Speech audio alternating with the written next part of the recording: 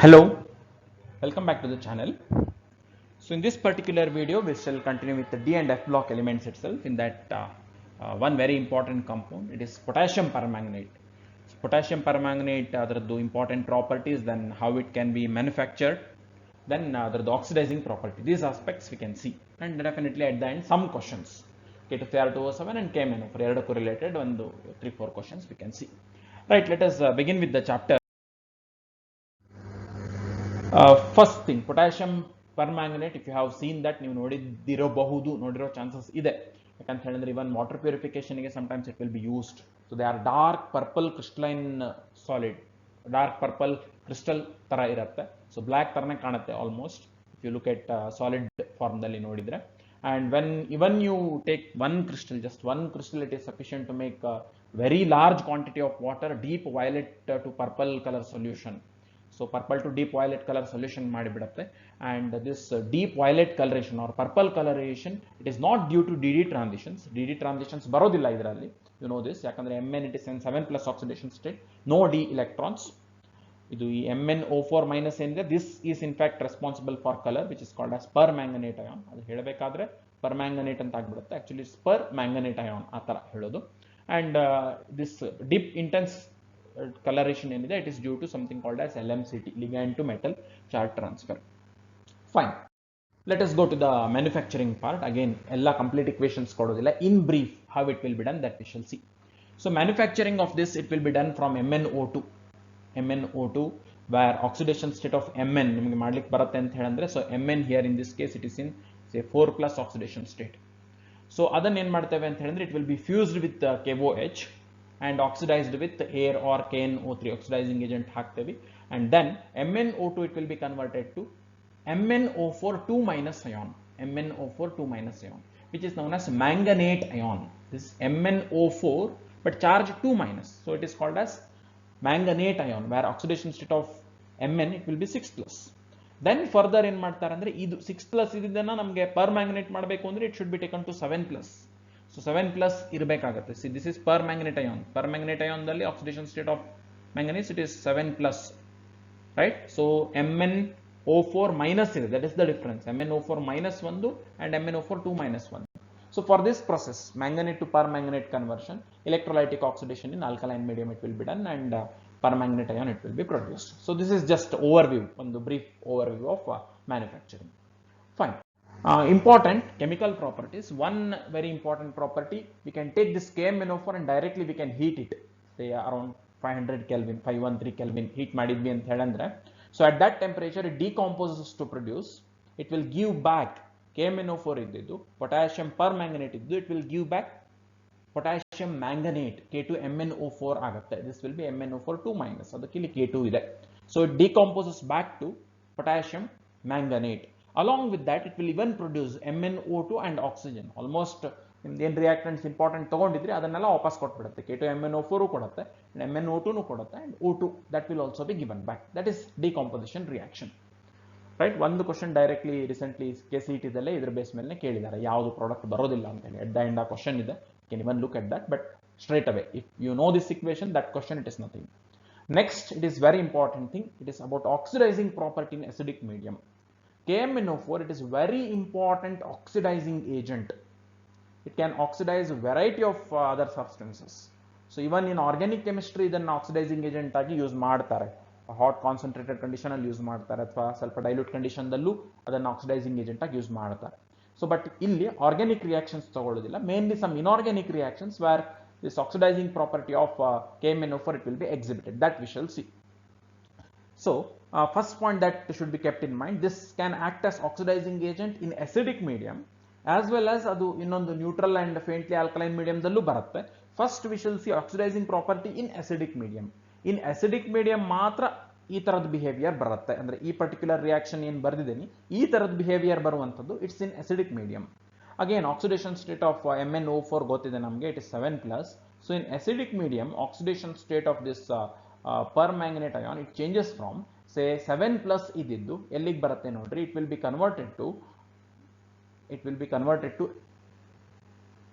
this Mn2 plus ಆಗಿ convert ಆಗುತ್ತೆ, right. And that process it can be written in this way. Balancing ಮಾಡಬೇಕು equation ಅಂತ ಹೇಳಿದ್ರೆ Mn7 plus ಇದ್ದು it will be converted to Mn2 plus. And for that process ಏನಾಗುತ್ತೆ ಅಂತ ಹೇಳಿದ್ರೆ this has gained 5 electrons. And ಇದು 5 electrons ಎಲ್ಲಿಂದ ಬರುತ್ತೆ ಅಂದ್ರೆ ಬೇರೆದು ಸ್ಪೀಶೀಸ್ ಯಾವ್ದು ಇರುತ್ತಲ್ಲ ವಿಚ್ ಅಂಡರ್ಗೋಸ್ ಆಕ್ಸಿಡೇಷನ್. ಸೊ ಯಾವ ಸ್ಪೀಶೀಸ್ ಆಕ್ಸಿಡೈಸ್ ಆಗ್ತಿರ್ತದೆ ಅದರಿಂದ ಈ 5 electrons ಅನ್ನ ಇದು ತಗೊಳುತ್ತೆ. And by itself this undergoes reduction, right. So ಈಗ ಇದು 4 ಆಕ್ಸಿಜನ್ ಆಟಮ್ ಇದ್ದು will be converted to H2O, 4 H2O ಆಗಿ ಕನ್ವರ್ಟ್ ಆಗುತ್ತೆ. ಅಂಡ್ ನೋಡ್ರಿ ಚಾರ್ಜ್ ಬ್ಯಾಲೆನ್ಸ್ ಆಗಬೇಕು as I have mentioned it in K2Cr2O7 video. So ಇಲ್ಲಿ ಓವರ್ ಆಲ್ ನಿಮಗೆ 2 plus charge ಇದೆ. ಸೊ ಇಲ್ಲಿಯೂ ಕೂಡ ನಿಮ್ಗೆ ಏನಿರಬೇಕು ಅಂದ್ರೆ over all it should be 2 plus charge itself. So if you count 8H plus, ಇಲ್ಲಿ ಪ್ಲಸ್ ಇದೇನಾಗಿದೆ ಅಂತ ಹೇಳಿದ್ರೆ 6 minus. So over all it is 2 plus charge on this side as well as on this side. ಉಳಿದಿದ್ದೆಲ್ಲ items balanced ಇದೆ. So whenever we are taking potassium permanganate or permanganate ion as oxidizing agent, ಇದು ಒಂದು basic equation. ಇದು equation ಒಂದು part ಬರ್ಕೊಂಡು the other equation ಬರ್ಕೊಂಡು we can just try balancing it. We shall see one example for balancing. We shall see one example. This potassium acidified potassium permanganate KMnO4, it can oxidize iodide to iodine. K2Cr2O7 ಮಾಡುತ್ತಾ ಇದ್ದಾನೆ. Even KMnO4 does this. I minus ಇದಿದ್ದು iodide ion, it will be converted to I to iodine. Right. Balancing ನಿನ್ನೆ ಯಾವ ತರ ಮಾಡಿದಿರಿ ಅದೇ ತರ.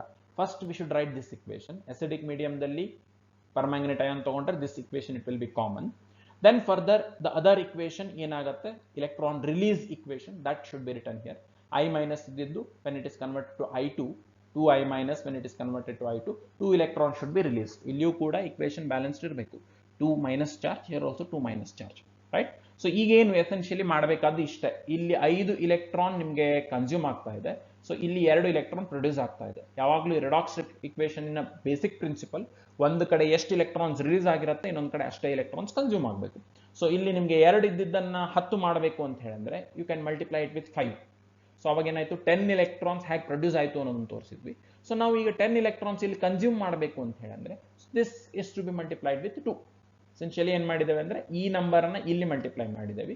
Similarly ಇಲ್ಲಿ ನಿಮಗೆ 2 electrons ಇದೆಯಲ್ಲ ಆ ನಂಬರನ್ನು ತೊಗೊಂಡೋಗಿ ಇಲ್ಲಿ ಮಲ್ಟಿಪ್ಲೈ ಮಾಡಿದ್ದೇವೆ, ರೈಟ್. ಸೊ ಆ್ಯಂಡ್ ಅವಾಗ ಏನಾಗುತ್ತೆ ಎರಡು ಕಡೆ 10 electrons ಕ್ಯಾನ್ಸಲ್ ಆಗುತ್ತೆ. Overall equation it has been written. MnO4 minus into 2 is 2MnO4 minus, 8H plus into 2 is 16H plus, right. So ಇದು 10 electrons ಕ್ಯಾನ್ಸಲ್ ಆಗುತ್ತೆ, ಅದನ್ನು ಮತ್ತೆ ಬರ್ದಿಲ್ಲ. 2I minus into 5 ಇದ್ದು 10I minus ಆಗಿ ಬಂದಿದೆ. Then product side if you come Mn2 plus into 2 ಇದ್ದು 2Mn2 plus ಆಗಿದೆ. 4 into 2 8H2O ಆಗಿದೆ. ಆ್ಯಂಡ್ ದೆನ್ I2 10I2 ಸಾರಿ 10 ಅಲ್ಲ 5 into I2 it is 5I2. This should be the overall balanced equation. So you can ಬೇಕಾದ್ರೆ ಇದಕ್ಕೆ charge check ಮಾಡ್ರಿ and atom balance ಆಗಿದೆಯೋ ಎಲ್ಲ check ಮಾಡ್ರಿ. Everything it should be balanced. So essentially ನಮ್ಗೆ ನೆನಪಿರಬೇಕಾದ್ದು ಇದು ಅಯೋಡಿನ್ ಇದ್ದಿದ್ದು ಇಟ್ ವಿಲ್ ಬಿ ಅಯೋಡೈಡ್ ಇದ್ದಿದ್ದು it will be converted to I2, right. And ಸ್ವಲ್ಪ ಪ್ರಾಕ್ಟೀಸ್ ಮಾಡಿದ್ದೇವೆ ಅಂತ ಹೇಳಿದ್ರೆ of course it requires practice. Balancing ಅಷ್ಟು ಈಸಿ ಇರೋದಿಲ್ಲ. Little bit you need to practise this. You can easily balance this equation, right. Okay, one point this you can keep in mind. ಇಲ್ಲಿ acidic medium provide ಮಾಡಲಿಕ್ಕೆ of course we can use acidic medium ಅಂದರೆ even any acid it can be used. But usually use ಮಾಡುವಂಥದ್ದು for acidic medium it will be H2SO4. Usually sulphuric acid it will be used for providing acidic medium. For dichromate houdu, potassium dichromate houdu, even for KMnO4, right. But when KMnO4 is taken as oxidizing agent for acidic medium, HCl it should not be used. HCl ಅನ್ನು ಯಾವಾಗಲೂ use ಮಾಡಬಾರದು. So this point questions ಹಿಂದೆ competitive exams ದಲ್ಲಿ ನೋಡಿದ ಹಾಗೆ ಇದೆ ಇದರ ಮೇಲೆ ಕ್ವಶನ್ಸ್. ಸೊ ಯಾಕೆ ಯೂಸ್ ಮಾಡಬಾರದು ಅಂತ ಹೇಳಿ ಕೇಳಿದ್ರೆ ದಿಸ್ HCl ದಲ್ಲಿ Cl ಮೈನಸ್ ಅಯಾನ್ಸ್ ಇರುತ್ತೆ. So this Cl minus ions ಅನ್ನೇ ಇದು KMnO4 ಇದ್ರ ಜೊತೆಗೆ ರಿಯಾಕ್ಟ್ ಆಗಿ Cl ಮೈನಸ್ ಅಯಾನ್ಸ್ ಅನ್ನೇ ಅದು Cl2 ಆಗಿ ಆಕ್ಸಿಡೈಸ್ ಮಾಡುತ್ತೆ. So therefore KMnO4 it will not be used along with HCl.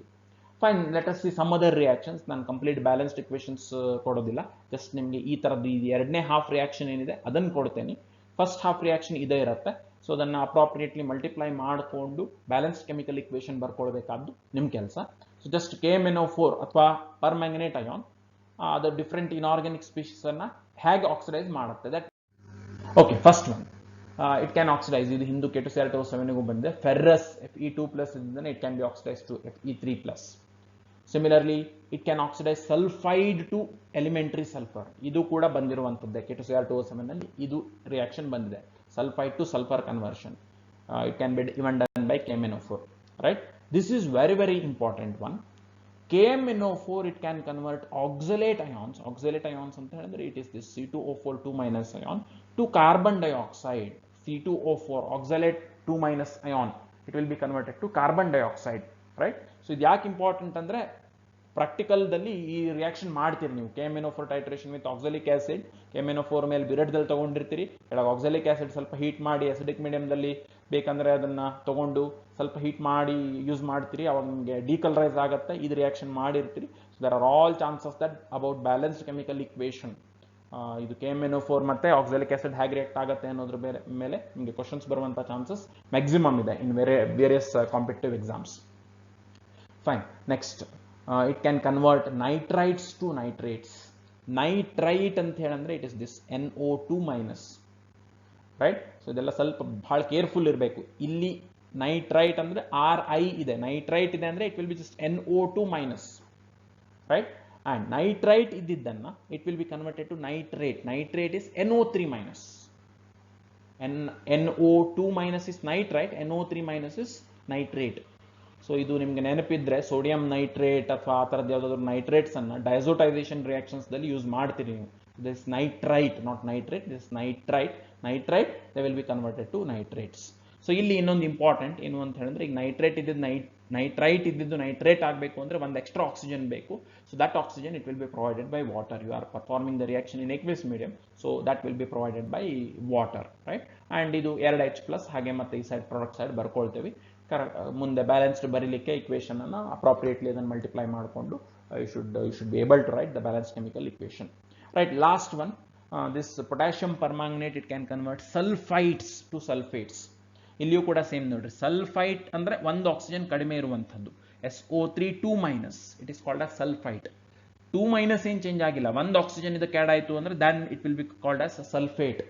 So this oxidation reaction it can be brought about by KMnO4 in acidic medium, right? ಇಲ್ಲಿಯೂ ಕೂಡ ಒಂದು extra oxygen ಬೇಕಾಗಿದ್ದು will be provided by water. So these are the ಎರಡನೇದು reaction. In fact ಇದು ಏನು ಹೇಳ್ಬೋದು ಅಂದ್ರೆ oxidation half reaction. So in all these reactions ಎರಡನೇ ರಿಯಾಕ್ಷನ್ಸ್ ಇದಿರುತ್ತೆ. Using this you can try writing balanced chemical equations for all these reactions when they are happening with acidified potassium permanganate. In complete reaction ಬರುತ್ತೆ, balanced chemical reaction ಬರುತ್ತೆ. You can try writing. Fine. Next, this KMnO4 it is not just oxidizing agent in acidic medium, but it can even act as oxidizing agent in neutral or faintly alkaline medium.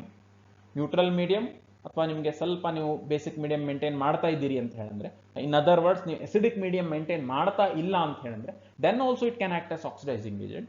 But how it acts as oxidizing agent in acidic medium and how it acts as oxidizing agent in this neutral or faintly alkaline medium, that is completely different.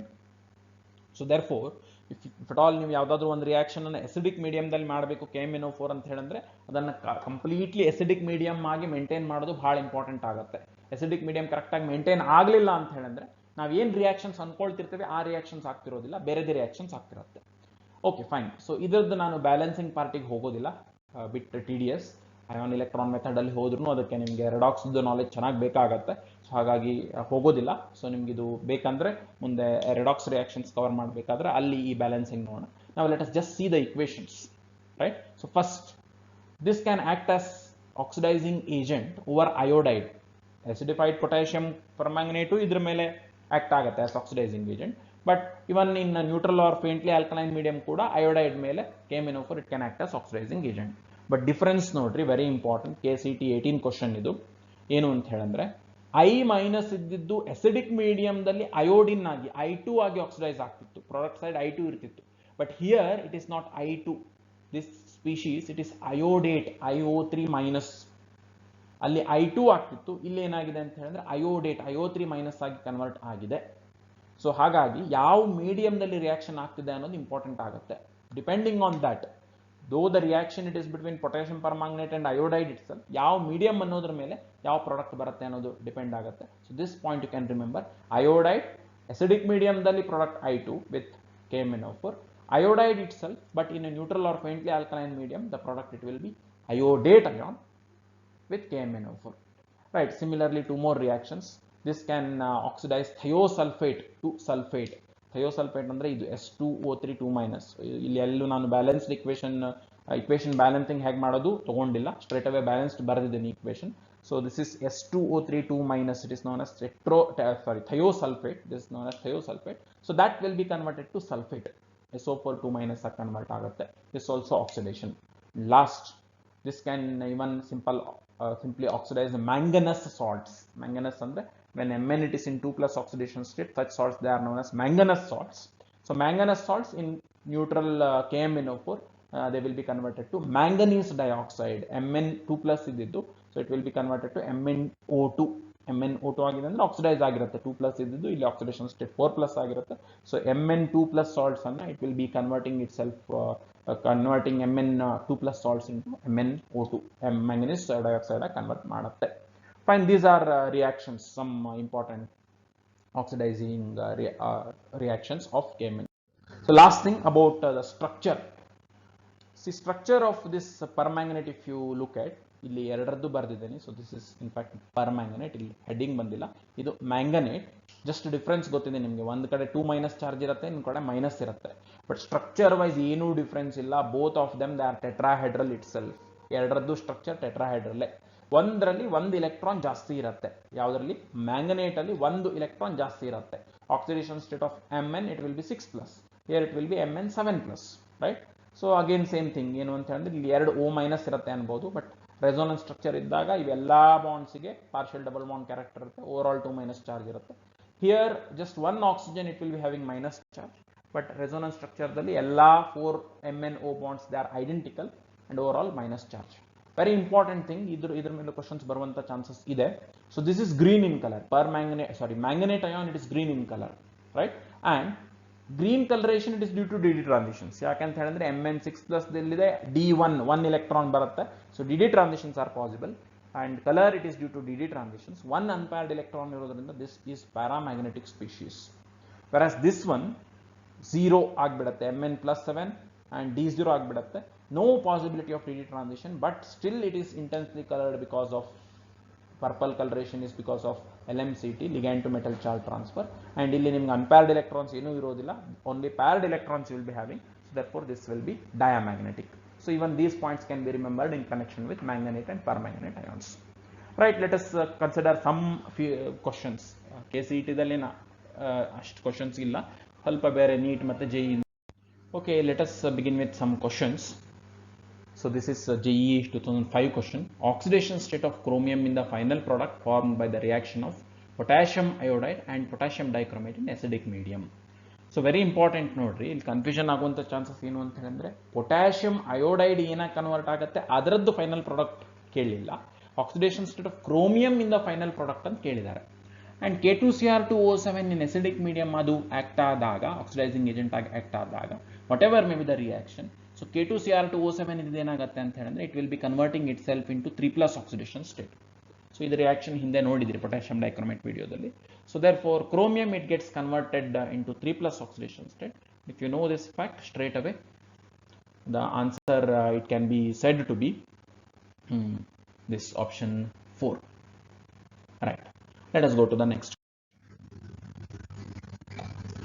Which of the following statement is not true? 4 statement ಕೊಟ್ಟಿದ್ದಾರೆ, ಯಾವುದು not true ಅಂದ್ರೆ 3 statement correct ಇದೆ ಅಂತ ಆಯ್ತು. Okay, first statement, on passing H2S through acidified potassium dichromate, a milky color is observed. See, H2S ಅಂತ ತಗೊಂಡಾಗ ಇದರಲ್ಲಿ ನಿಮಗೆ ಇದು H2 ಇದ್ದಿದ್ದು 2H+ ions ಕೊಡುತ್ತೆ, and this is in sulfide ion format. So therefore it is essentially reaction between sulfide and potassium dichromate, acidified potassium dichromate. ಇದು reaction ನೋಡಿದಿರಿ ಹಿಂದೆ. See here you can find that reaction. Sulfide ಇದ್ದಿದ್ದು S2- ions, they will be converted to elementary sulfur. So this elementary sulfur it will be white in coloration. So therefore adu nim solution enagutte andre it turns milky, and therefore this statement, first statement, it is correct. Let us go to the second statement. Sodium dichromate is preferred over potassium dichromate in oleometry, right? Oleometry alli potassium dichromate primary agent agi use ಮಾಡ್ತೇವೆ ಹೊರತು sodium dichromate ಅಲ್ಲ, right? So ಹಾಗಾಗಿ sodium dichromate ಅನ್ನ potassium dichromate ಮೇಲೆ prefer ಮಾಡುವಂತ chances ಇಲ್ಲ. ಆಲ್ಯುಮೆಟ್ರಿಲಿ use ಆಗುವಂಥದ್ದು potassium dichromate, not sodium dichromate. So therefore straight away you can say that this statement itself is wrong. Further, you can just verify uldid statement anna ondsati nodibitri. K2Cr2O7 solution in acidic medium, it is orange, right? This is correct. Yakandre acidic medium dalli potassium dichromate, it will exist as dichromate. Equilibrium, it will be towards dichromate. Dichromate ide andre orange color irutte. Statement correct ide. Third statement. And fourth statement, if you look at K2Cr2O7 solution becomes yellow on increasing pH above 7. So pH above 7 ಮಾಡ್ತಾ ಇದ್ದೀರಿ ಅಂದ್ರೆ you are going to basic pH. Basic pH ದಲ್ಲಿ dichromate ಇದ್ದಿದ್ದು it gets converted itself into chromate. Chromate, it is yellow in coloration. Therefore this statement, fourth statement, this should also be right. So ನೀವು overall ನೋಡಿದ್ರೆ 1, 3 and 4 statements are correct. Second statement is wrong. ಯಾವುದು wrong ಅಂತ ಕೇಳಿದ್ದಾರೆ, not true ಅಂತ ಕೇಳಿದ್ದಾರೆ. This should be the answer. This is AIPMT 12. Okay, let us consider one more question. Probably ಇದು AIPMT question ಅಂತ ಅನ್ಕೊಳ್ತೇನೆ. When SO2 is passed through acidified solution of potassium dichromate, the oxidation state of sulfur changes from. ಏನು ಮಾಡಿದ್ದಾರೆ ಅಂತ ಹೇಳಿದ್ರೆ sulphur dioxide SO2 ತಗೊಂಡು SO2 ಅನ್ನ potassium dichromate in acidic medium ಜೊತೆ react ಮಾಡಿದ್ದಾರೆ. ಆವಾಗ ಸಲ್ಫರ್ದು ಆಕ್ಸಿಡೇಷನ್ ಸ್ಟೇಟ್ ಹೇಗೆ ಚೇಂಜ್ ಆಗುತ್ತೆ, ಎಲ್ಲಿಂದ ಎಲ್ಲಿಗೆ ಆಗುತ್ತೆ, that is the thing, right? So ಇದು ಕ್ವಶನ್ ಅನ್ನ ಸ್ವಲ್ಪ ನೀವು ಏನು ಗೊತ್ತಿಲ್ಲ, SO2 ರಿಯಾಕ್ಷನ್ ಗೊತ್ತಿಲ್ಲ ಅಂದ್ರೂ definitely you can answer. And this kind of things they are necessary. SO2 reactant ಇದೆ, SO2 ದಲ್ಲಿ ಆಕ್ಸಿಡೇಷನ್ ಸ್ಟೇಟ್ ಆಫ್ ಸಲ್ಫರ್ ಏನಿದೆ ಅಂತದೇನು ಕಷ್ಟ ಆಗೋದಿಲ್ಲ. Sulphur in this case it will B in 4+ oxidation state, right? ಇದು ನಿಮ್ಗೆ calculation ಮಾಡ್ಲಿಕ್ಕೆ ಬಂದ್ರೆ it may help you to some extent. But look at the options. +4 ಇಲ್ಲಿಯೂ ಇದೆ, +4 ಇಲ್ಲಿಯೂ ಇದೆ, +4 ಇಲ್ಲಿಯೂ ಇದೆ. ಮೇ ಬಿ ನೀವು ಇದು ಸಲ್ಫರ್ದು oxidation state in sulphur dioxide identify ಮಾಡಿದ್ರಿ ಅಂತ ಹೇಳಿದ್ರೆ ನಾಲ್ಕನೇದು ಉತ್ತರ ಅಲ್ಲ, that can be identified. But 1, 2, 3 ದಲ್ಲಿ ಯಾವ್ದು ಉತ್ತರ ಅನ್ನೋದನ್ನು ನೋಡ್ಬೇಕಂದ್ರೆ even if you do not know this reaction it can be done. ಹೇಗೆ ನೋಡಿ, potassium dichromate in acidic medium it is oxidising agent. So oxidizing agent ಅಂದ್ರೆ it should oxidize sulphur dioxide. Oxidize ಆಗ್ತಾ ಇದೆ ಸಲ್ಫರ್ ಅಂತ ಹೇಳಂದ್ರೆ sulphur oxidation state product ದಲ್ಲಿ sulphur reactant ದಲ್ಲಿ ಏನು ಆಕ್ಸಿಡೇಷನ್ ಸ್ಟೇಟ್ ಇದೆ 4+, ಅದಕ್ಕಿಂತ ಇನ್ಕ್ರೀಸ್ ಆಗಬೇಕು ಹೊರತು ಡಿಕ್ರೀಸ್ ಆಗೋದಿಲ್ಲ. ಇದು ಬೇಸಿಕ್ ಫ್ಯಾಕ್ಟ್ ಗೊತ್ತಿದ್ದಿದ್ರೆ ನಾವು look at the options. +4 to 0 ಕಡಿಮೆ ಆಗಿದೆ ಅಂದ್ರೆ ಸಲ್ಫರ್ ಡೈಆಕ್ಸೈಡ್ ರೆಡ್ಯೂಸ್ ಆಗಿದೆ, ವಿಚ್ ಇಸ್ ನಾಟ್ ಪಾಸಿಬಲ್. ಯಾಕಂದ್ರೆ potassium dichromate in acidic medium it is oxidising agent. +4 to +2 ಇದು ಕೂಡ reduction, not possible, right? So this one it is the possibility. +4 to +6 oxidation ಆಗಿದೆ. ಇಷ್ಟರ base ಮೇಲೂ ನಿಮ್ಗೆ reaction ಗೊತ್ತಿಲ್ಲ ಅಂದ್ರೂ can identify this to be the correct answer. ಇದು ಅಲ್ಲ ಯಾಕಂದ್ರೆ ರಿಡಕ್ಷನ್ ಆಗುತ್ತೆ, ಇದು ಅಲ್ಲ ಯಾಕಂದ್ರೆ ರಿಡಕ್ಷನ್ ಆಗುತ್ತೆ, right? So exactly this is the equation. ಏನಾಗುತ್ತೆ ಅಂತ ಹೇಳಿದ್ರೆ ಇಲ್ಲಿ ಸಲ್ಫರ್ ಡೈಆಕ್ಸೈಡ್ ಇದ್ದಿದ್ದು it will be oxidise to sulphate, where the oxidation state of sulfur it is +6. So therefore answer it should be this option 3. Okay, more straight away ಇದು question ಅವಾಗಲೇ ಹೇಳಿದ್ದೆ, KCET 18 question ಅನ್ಕೊಳ್ತೀನಿ, 18 or 17 question on heating KMnO4 what is not obtained. ಇದರದ್ದು heat ಮಾಡಿದಾಗ products ನೋಡಿದಿರಿ ನೀವು, ನಿಮಗೆ one of the product it will be potassium manganate K2MnO4, the other one it will be MnO2 and even oxygen it will be liberated. So only thing which is not the product it is this. Fine, these were some questions. So you just try solving more questions related to K2Cr2O7 and KMnO4, mainly balancing equation balancing related questions ಸಿಗಬಹುದು ನಿಮಗೆ. You can try for them. ಯಾವುದಾದ್ರೂ question ಗೊತ್ತಾಗಲಿಲ್ಲ ಅಂದ್ರೆ you can put it in comment, so I'll definitely answer that question. Hope this video ಸ್ವಲ್ಪ ನಿಮ್ಗೆ use ಆಗಿದೆ ಅಂತ ಹೇಳಿ ಅನ್ಕೊಳ್ತೇನೆ. So if you have liked this video, please give a like. If you are not subscribed, do subscribe to this channel for notifications. Please press bell icon. Thank you for watching this video. Thank you again.